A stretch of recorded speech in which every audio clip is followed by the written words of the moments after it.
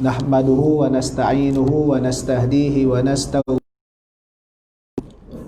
wa na'udzu billahi min syururi anfusina wa min sayyiati a'malina may yahdihillahu fala mudilla lahu wa may yudlil fala hadiya lahu asyhadu an la ilaha illallah wahdahu la syarika lahu wa asyhadu anna sayyidana Muhammadan abduhu wa rasuluh.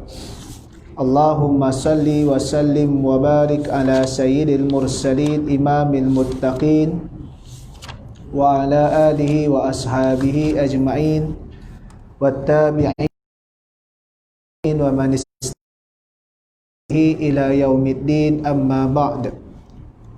Rabbi shrah li sadri wa yassir li amri wa hlul 'uqdatam min lisani yafqahu qawli. Alhamdulillah, syukur kita kehadrat ilahi dengan izin dan limpahan kurniaan darinya.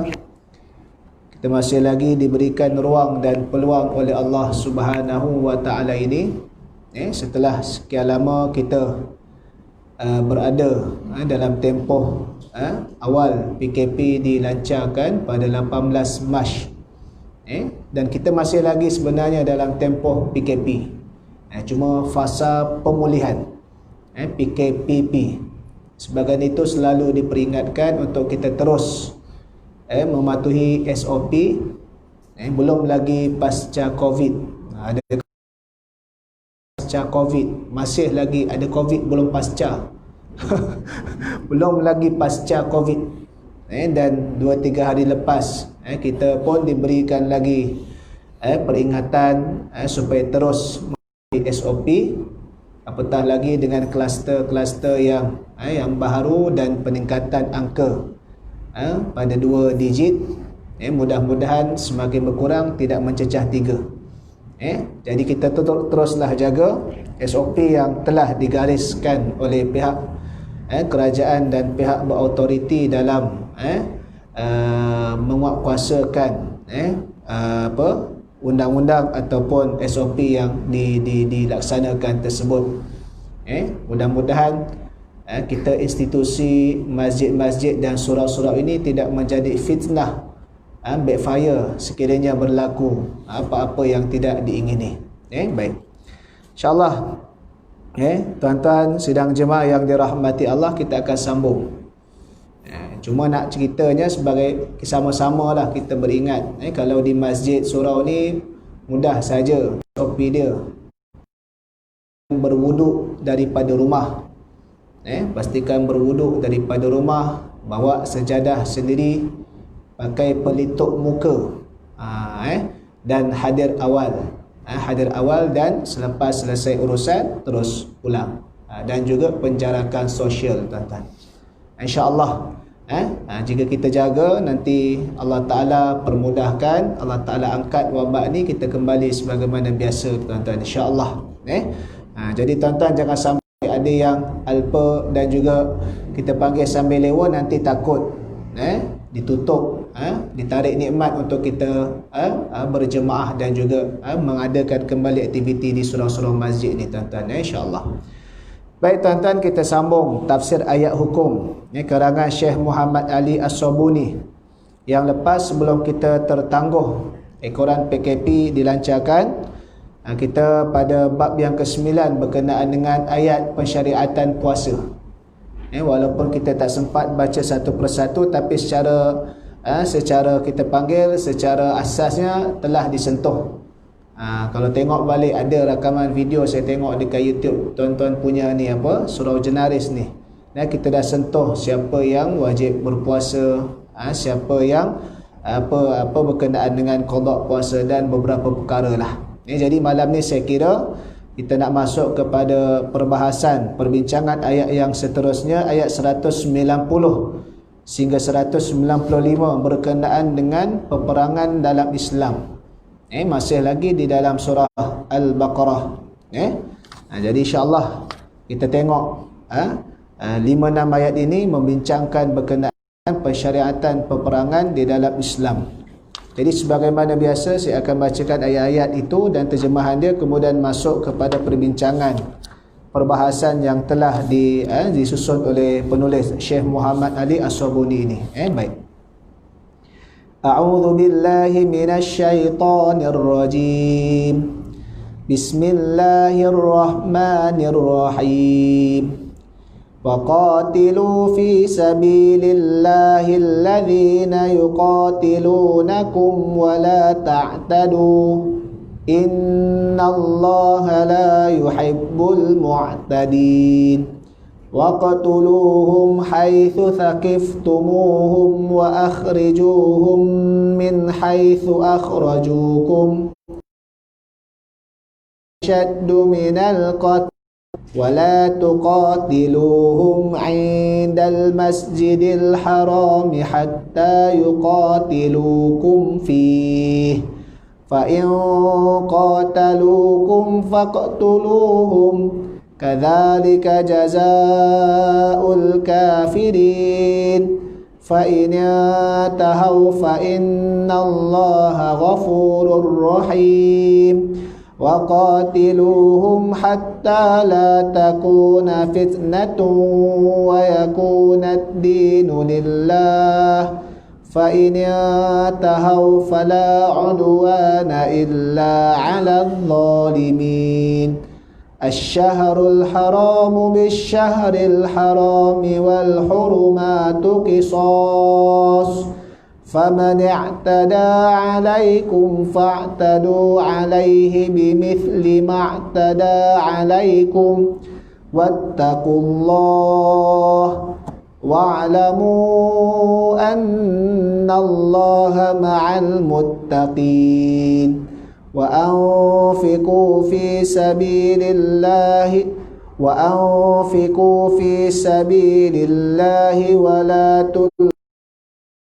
إلى وأحسنوا إن الله يحب المحسنين Sadaqallahul Azim. Ni kalau tengok pada mushaf Quran dia juzuk yang kedua, hampir nak tengah-tengah, semuka sebelum pertengahan juzuk yang kedua. Baik. Maksudnya, dan perangilah kerana menegakkan dan mempertahankan agama Allah akan orang-orang yang memerangi kamu. Dan janganlah kamu menceroboh, yakni dengan memulakan peperangan. Kerana sesungguhnya Allah tidak suka pada orang-orang yang menceroboh. Dan bunuhlah mereka musuh yang memerangi kamu di mana sahaja kamu dapati mereka, dan usirlah mereka dari tempat yang mereka telah mengusir kamu. Dan ingatlah bahawa angkara fitnah itu lebih besar bahayanya daripada pembunuhan. Dan janganlah kamu memerangi mereka di sekeliling Masjidil Haram sehingga mereka memerangi kamu di situ. Oleh itu, kalau mereka memerangi kamu di situ, maka bunuhlah mereka. Demikianlah balasan bagi orang-orang yang kafir. Kemudian jika mereka berhenti memerangi kamu, maka berhentilah kamu. Kerana mengasihani, dan perangilah mereka sehingga tidak ada lagi fitnah, dan sehingga menjadilah agama itu semata-mata kerana Allah. Kemudian jika mereka berhenti, maka tidaklah ada permusuhan lagi melainkan terhadap orang-orang yang zalim. Mencabuli bulan yang dihormati itu ialah dengan sebab membalas pencabulan dalam bulan yang dihormati. Dan tiap-tiap perkara yang dihormati itu jika dicabuli ada balasannya yang seimbang. Oleh itu, sesiapa yang melakukan pencerobohan terhadap kamu, maka balaslah pencerobohannya itu seimbang dengan pencerobohan yang dilakukannya kepada kamu. Dan bertakwalah kamu kepada Allah, serta ketahuilah sesungguhnya Allah beserta orang-orang yang bertakwa. Dan belanjakanlah apa yang ada pada kamu kerana menegakkan agama Allah, dan janganlah kamu sengaja dalam bahaya kebinasaan dengan bersikap bakhil, dan baikilah dengan sebaik-baiknya segala usaha dan perbuatan kamu, kerana sesungguhnya Allah mengasihi orang-orang yang berusaha memperbaiki amalannya. Surah Al-Baqarah ayat 190 hingga 195. Jadi ayat ini jelas menunjukkan kepada kita berkenaan dengan peperangan. Bagaimana perintah Allah Subhanahu wa taala memerintahkan membunuh orang-orang yang nak membunuh umat Islam. Kena ingat ayat ni ayat berkenaan situasi peperangan. Apabila musuh menceroboh, musuh memulakan peperangan, maka gesaan kepada umat Islam untuk berperang kerana mempertahankan agama dan kebenaran. Ayat ni bukan bermaksud ayat Islam ni teroris. Kadang-kadang orientalis dia menjadikan ayat-ayat jihad ni sebagai manipulate makna Islam ni teroris. Tengok dia kata Islam bila awal-awal ayat waqtuluhum haitsu thaqiftumuhum. Kan? Ayat tu dia kata apa? Maka bunuhlah mereka, yakni orang kafir, di mana saja kamu jumpa mereka. Ayat bunuh ni iaitulah kena lihat yang sebelum tu. Waqatilu fi sabilillahil ladzina yuqatilunakum. Kamu perangilah jalan Allah akan orang yang memerangi kamu. Orang perang kita, orang hunus pedang nak bunuh kita, takkan kita kata silalah bunuh, sila bunuh, kita bagi tengkuk kat dia. Orang tu nak bunuh kita, maka kita nak jihad, pertahankan nyawa, pertahankan agama, pertahankan kebenaran. Tak sebab itu bila Allah Taala kata fa in matilah. Sebab Islam tidak memulakan peperangan. Peperangan ni jalan yang terakhir apabila musuh tidak mahu berdamai dan musuh bertegas dalam nak membunuh umat Islam. Macam ada hadis, hadis yang Nabi SAW kata apa? Al-jannatu fi dhilalis suyuf. Syurga itu di bawah bayangan pedang-pedang. Dia kata Islam ni teroris. Islam ni keganasan. Ayat ni ayat sedang berperang, maka Nabi bagi semangat kepada sahabat, jangan takut. Maksud kata kalau kamu berjuang jihad jalan Allah terbunuh, maka syahid itu adalah ganjaran yang baik, membawa kamu kepada syurga. Tak, bukan waktu dalam keadaan Nabi suruh bunuh itu, tak. Kadang-kadang ayat ni, ayat Quran dimanipulasi oleh orang-orang talis supaya menampakkan Islam ni jahat. Dan kena ingat ayat perang dalam Islam ni adalah jalan terakhir. Kita belajar perang ni bukan nak suruh perang tu dulu, damai tu dulu. Macam belajar ni lah, belajar bab cerai, bukan nak suruh cerai bini. Tapi kalau berlaku persengketaan yang mudaratnya lebih besar, ketika itu tak kala cerai ada jalan dia. Tapi belajar cerai bukan nak suruh cerai. Belajar perang bukan nak suruh angkat senjata terus, tapi ia adalah sebagai jalan yang terakhir. Dan sekiranya musuh yang tidak mahu berdamai dan terus menerus nak membunuh umat Islam, sebab itu dalam ayat yang lain sampai tahap bila musuh wa yuridu wa in janahu lis-salmi fajnah laha wa tawakkal 'ala Allah. Musuh nak damai, terima saja. Sampai tahap macam tu Islam ni. Jadi ni ayat dalam peperangan tadi tu yang menunjukkan bahawasanya perang ini adalah sebagai satu mempertahankan kerana apa musuh memerangi kita terlebih dahulu. Allah Ta'ala suruh perang kepada musuh yang memerangi tadi itu pun wala ta'tadu, jangan melampaui. Jangan melampaui. Maksud kata Islam ni dalam perang pun ada adab.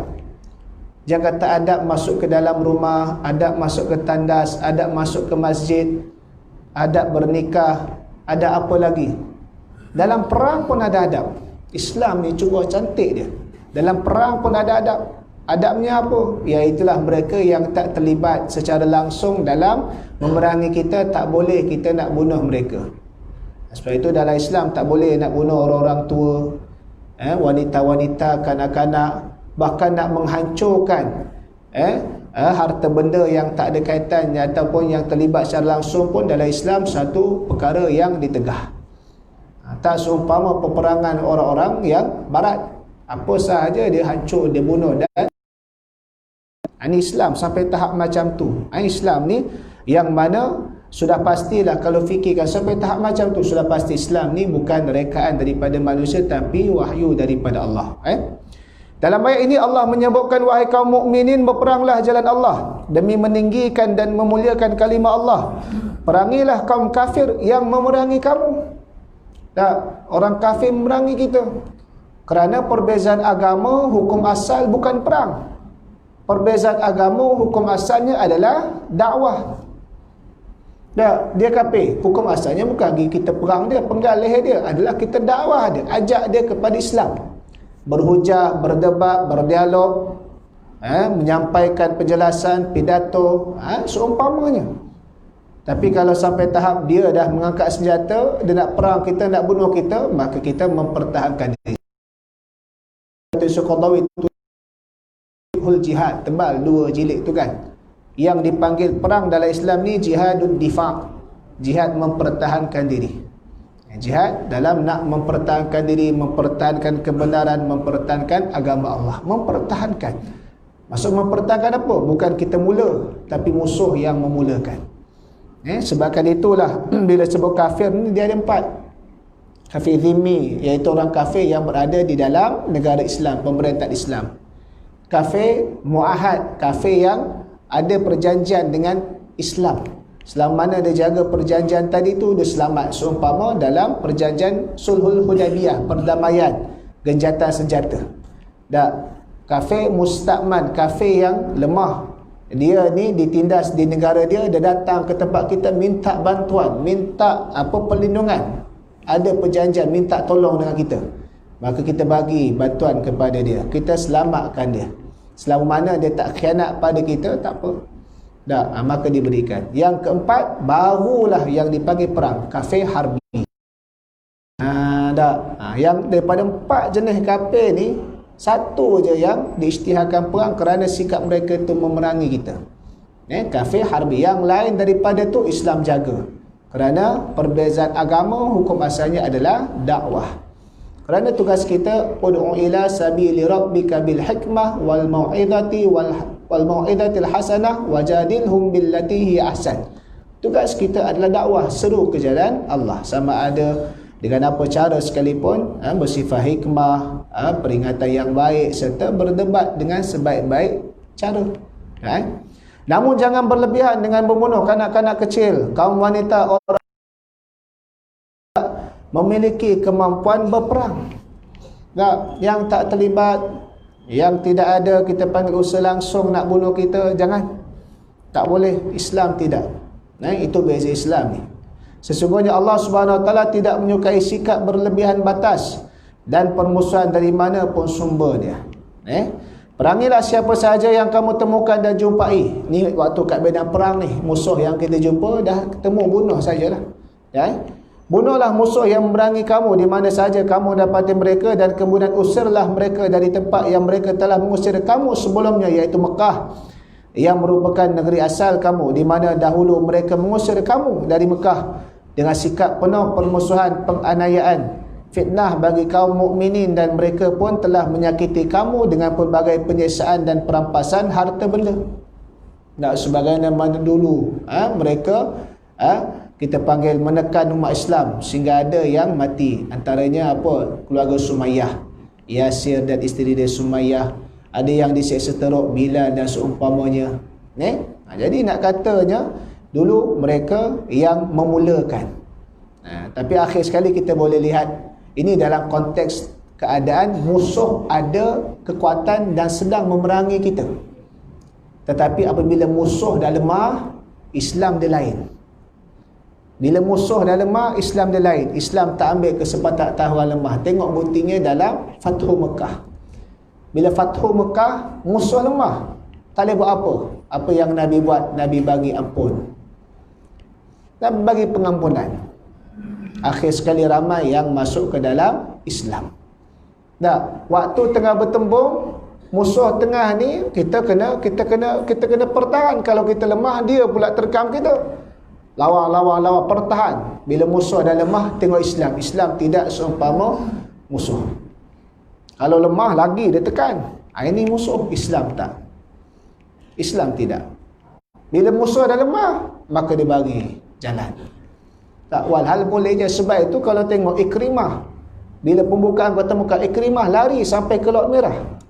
Ikrimah lari sampai Laut Merah. Tengok dalam kitab Interaksi Rasulullah sallallahu alaihi wasallam dengan non-muslim, karangan Dr. Gharib As-Sirjani, terjemahan.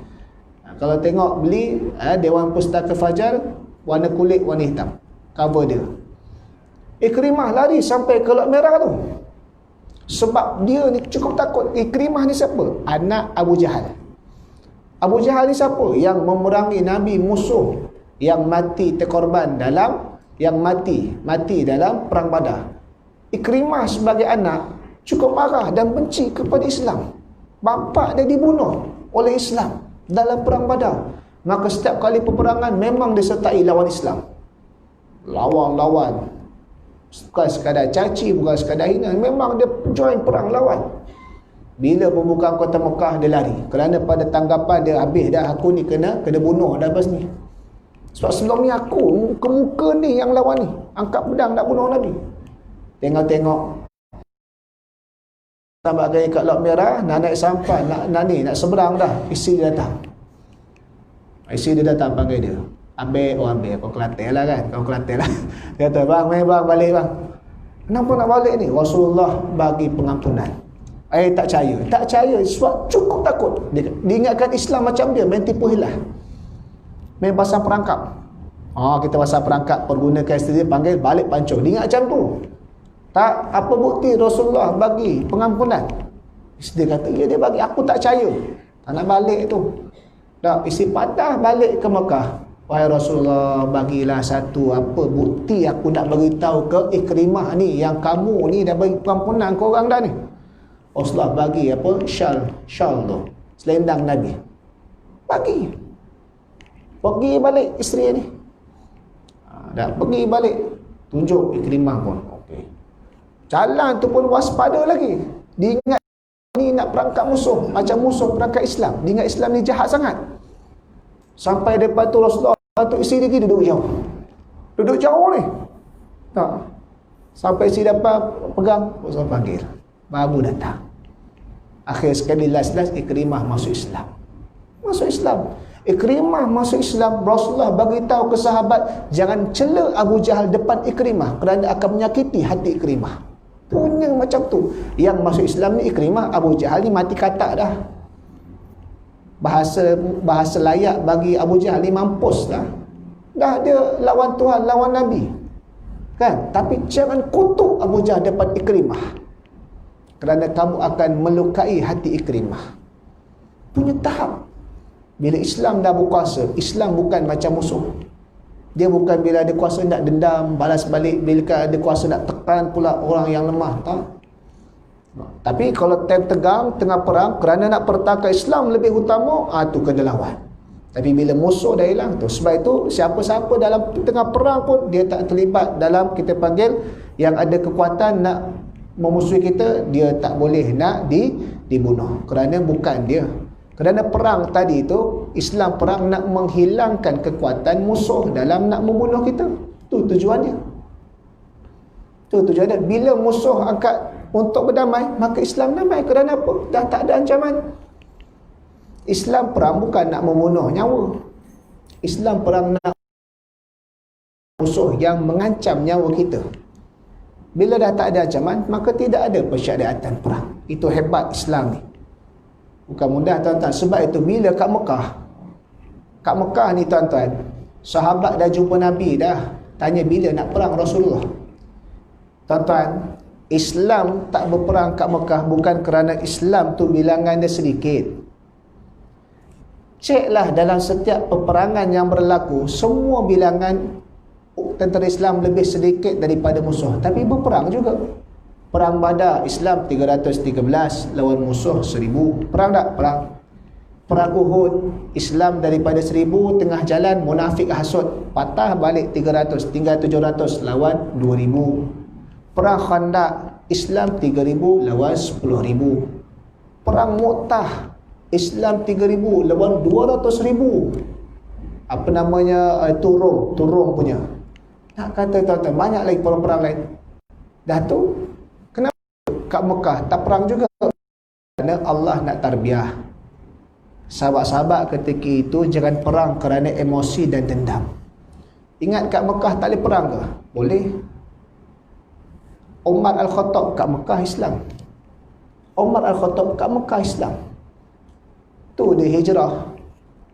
Terang-terang, siapa nak anak dia jadi yatim, bini jadi janda balu, jumpa kat RNR sekian. Contohlah kan, kalau kita RNR kan, tak ada seorang.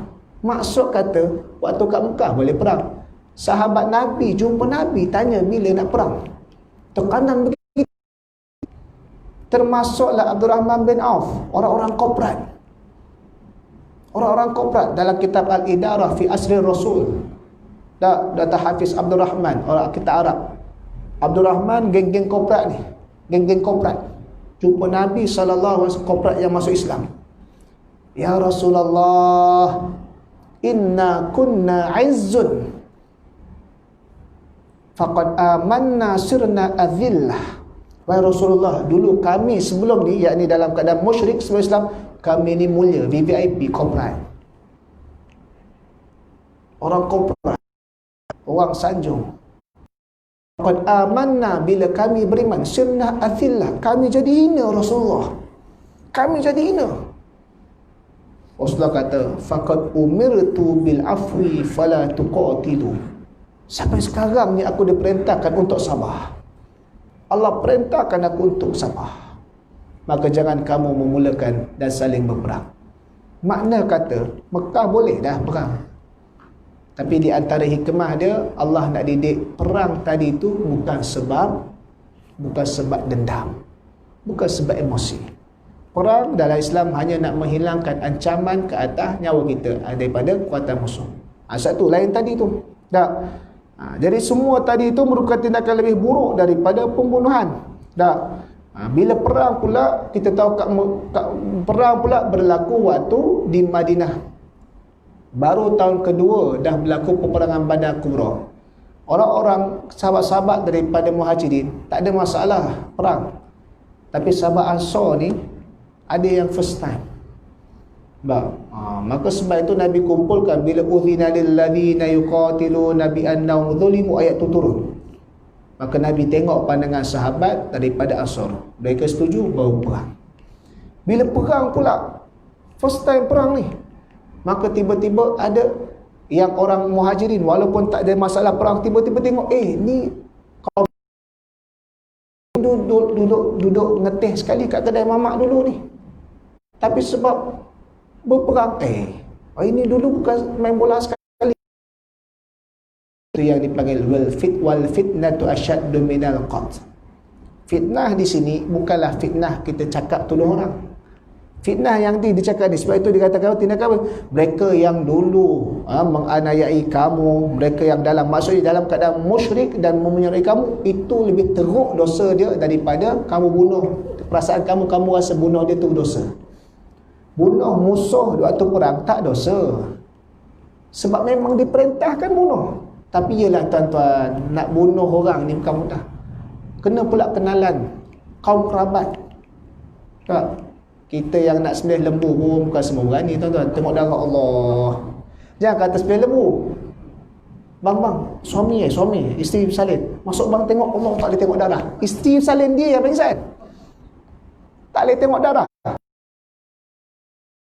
Orang kenal. Kau tak kenal tu mungkin tahan sikit. Rasa bersalah. Ada sahabat sebahagian, Allah Ta'ala tu, wal fitnatu asyaddu minal qatl.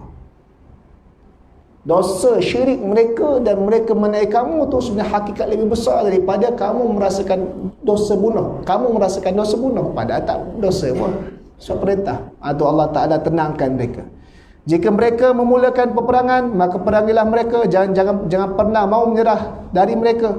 Yang memulai biasanya adalah yang zalim, dan yang mempertahankan diri tidak berdosa, kerana memang inilah balasan orang-orang kafir yang diperangi. Lalu kemudian jika mereka berhenti memerangi kamu, maka berhentilah kamu dan jangan terus menyerang. Ini Islam.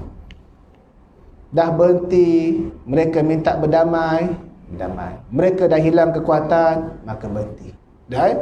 Kerana sesungguhnya Allah adalah Maha Pengampun lagi Maha Mengasihani. Kerana terlebih utama objektif kita adalah menyelamatkan akidah mereka. Sebab itu bila mereka dah tak boleh nak berperang, mereka dah berhenti, maka berhenti, kerana tujuan kita apa? Tapi kalau mereka tengah perang, kita kena perang. Tak. Sebab itu Nabi SAW bila disebut apakah hikmah Nabi SAW dalam tindakan, hikmah ni bukan berlemah lembut. Hikmah ni sesuai pada keadaannya. Kalau kereta cala, cukup kita gosok, hilangkan cala tu. Tapi kalau kereta kemek pun tak jadi balik, dia kena ketuk dari dalam. Itu hikmah. Nabi time pemaaf, Nabi maafkan. Nabi every time marah, orang nak bunuh Nabi perang. Itu hikmah. Tak? Nah, sebabkan itu bila mereka memerangi kamu perang, jangan pernah menyerah. Bila mereka berhenti, maka berhenti. Jangan melampau. Jangan teruskan lagi. Itu hikmah. Dan kemudian Allah menegaskan perkara berperang dengan kaum kafir. Allah menjelaskan tujuan daripada ini, iaitu agar tidak timbul fitnah dalam agama. Allah Subhanahu Wa Taala menyebutkan yang bermaksud dan perangilah mereka sehingga tidak ada lagi fitnah, dan sehingga agama itu menjadi semata-mata ikhlas kerana Allah. Tidak ada sembahan lain yang disembah, dan semua ibadah dan ketaatan hanya ditujukan kepada Allah dan bukan ditujukan kepada berhala ataupun sembahan lainnya. Lalu jika mereka berhenti memerangi kamu dan kemudian masuk ke dalam agama kamu, maka hentikanlah memerangi mereka, kerana peperangan tersebut hanya ditujukan kepada orang-orang yang melakukan penganiayaan. Hanya ditujukan kepada orang yang penganiayaan, bukan sebab nak tunjuk kita hero, bukan sebab nak tunjuk kita hebat. Tidak. Lain macam kita panggil orang yang bukan Islam. Ingat lagi kisah Nabi Ibrahim AS, bagaimana Nabi Ibrahim boleh runtuh berhala waktu kerajaan Namrud, kan, sehingga tinggalkan berhala besar saja sebagai nak Namrud. Ketika itu Namrud keluar dengan bala tentera kerana hasil ataupun simpanan negara dia itu dalam keadaan berkurang. Maka dia keluar pergi ke tempat berperang untuk mengaut kekayaan, dibawa balik negara dia. Itu tujuan penjajahan. Pergi ke satu tempat perang, kalahkan tempat, kaut kekayaan, bawa balik. Itu penjajahan. Islam tak. Islam tidak. Islam bukan itu. Sebab itu hanya untuk orang yang melakukan penganiayaan. Satu bila Namrud keluar tu, waktu tu kisah Nabi Ibrahim, sebagaimana kita tahulah, dia menghancurkan berhala-berhala yang kecil. Allah SWT selanjutnya menjelaskan bahawa kaum musyrikin yang sentiasa melakukan pelbagai fitnah dan melukai kaum mukminin, melakukan apa yang lebih buruk daripada pembunuhan. Allah SWT menyebutkan yang merasuk, wahai kaum mukminin, merosakkan dan menodai bulan yang dihormati itu dengan sebab usaha membalas perosakan dalam bulan dihormati. Apatah lagi, bulan-bulan haram secara asasnya adalah bulan yang dihormati, kan? Maksudnya kalau ikut orang dulu pun, dia tak boleh nak buat benda jahat, tak boleh nak perang. Tapi kalau musuh dah menodai bulan tersebut, tak apa, balas setimpal dengan dia. Kerana apa? Nak mengelakkan daripada perkara yang lebih buruk lagi berlaku. Kemudian Allah menetapkan untuk berjihad dengan harta benda setelah diperintah melakukan jihad dengan jiwa.